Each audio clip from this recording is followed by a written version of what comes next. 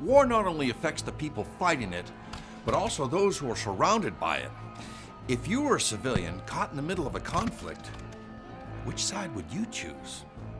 For one wealthy landowner, the choice would be too difficult, as he found himself torn between two allegiances, the British Army and an angry colonial mob.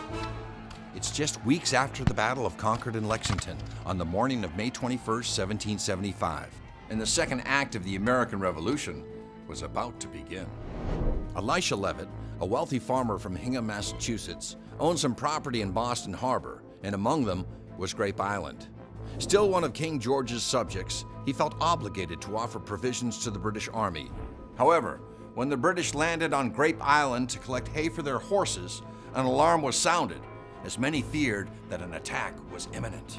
Even Abigail Adams was caught up in the hysteria, as she heard the sound of bells ringing and watched the panic unfold as militiamen took up their arms and rushed to the shore. But when they arrived at Weymouth Neck, they were surprised to see a small British fleet descending on Grape Island, and they were unable to cross the channel to attack the British. Instead, they exchanged fire with no effect, as their musket balls fell short. They watched in frustration as the British loaded their ships with large amounts of hay. When the tide finally rose, the patriots jumped in their boats and landed on Grape Island, but the British were already gone.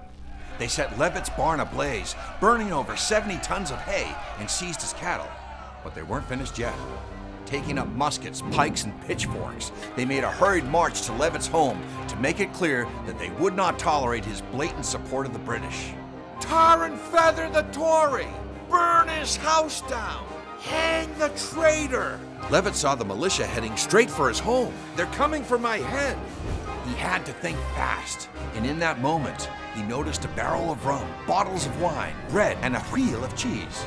Suddenly, they were on his doorstep, and Mrs. Leavitt welcomed them in, offering them food and spirits as a gesture of goodwill. The mob was now confused. After all, provisions were hard to come by, and a full stomach was something to take advantage of. So with that, their anger subsided, and the threat of violence was drowned in good cheer. Elisha Leavitt's home and life were spared. For the time being, Elisha Leavitt didn't have to take a side. And although the American Revolution was far from over, his quick thinking diffused a tense situation after the bells rang for the Grape Island alarm.